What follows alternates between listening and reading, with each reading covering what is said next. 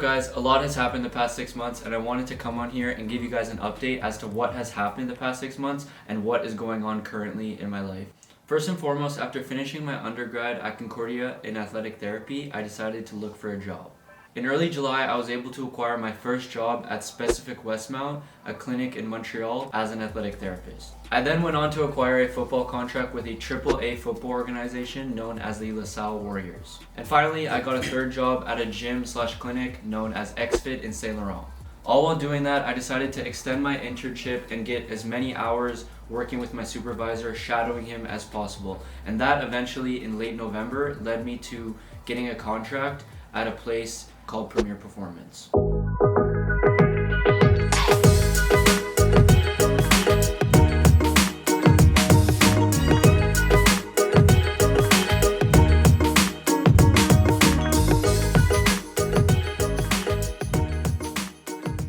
Something that I've been thinking about a lot lately is how I even got these jobs in the first place and how I can provide the most value to you guys by explaining the steps that I took to acquire them. The number one thing I would suggest is to build your network. Now this starts from the moment you enter the program. Always try to be proactive and always try to build relationships throughout your entire university experience. You're gonna end up having stages, internships, working with different certified athletic therapists, and you're gonna have the opportunity to connect and build a relationship with them.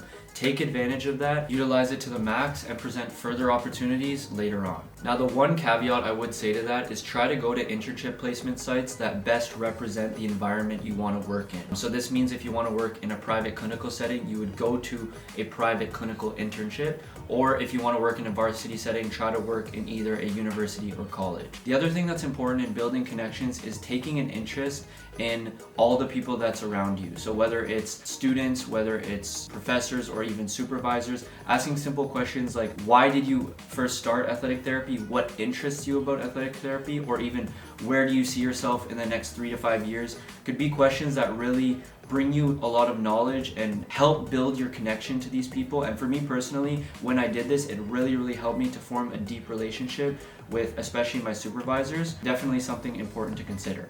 The second suggestion that I have is maybe for the people that aren't able to build connections as easily. Now, one of the things that I did after I moved is I went to all the healthcare centers, all the clinics, all the gyms in my nearby area, and I dropped off my CV to them in person.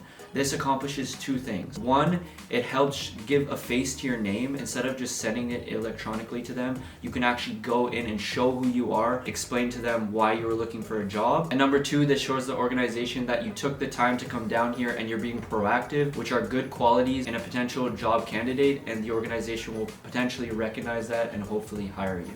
Utilizing this strategy is actually how I was able to obtain my first job. The third suggestion is for people that want to work with sports teams or varsity settings. The first thing you need to do is you need to find the person that works for the specific sports team or varsity setting in which you wish to work for, and basically you need to contact them and try to see if there is a job opportunity. If there isn't, ask them if you can volunteer, ask them if you can work for free, and just being around them, the knowledge that you will acquire, it's so valuable and so useful early on in your career. If you're patient enough, if you wait long enough, potentially that may end up leading into a job opportunity. The one thing that I will say for sports teams and varsity settings is make sure that you start at a lower level. Don't expect to start working for the NBA or NHL right away, right out of school. Start with a lower level, build yourself up, build your experience, and then slowly climb the ladders into eventually, if you do want to work at that higher level, eventually you can.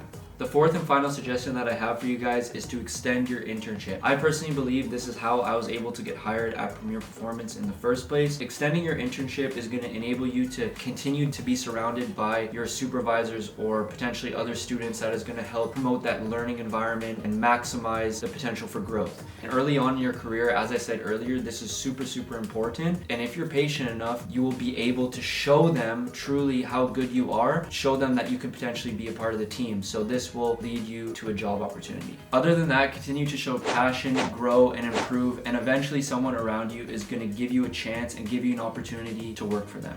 Alright guys, that's pretty much it for the video. I hope you enjoyed. I hope you found some value from it. Let me know what you guys want to see next, because I'm exploring all different sorts of content within the athletic therapy space. That's pretty much it for now, guys. Have a good one.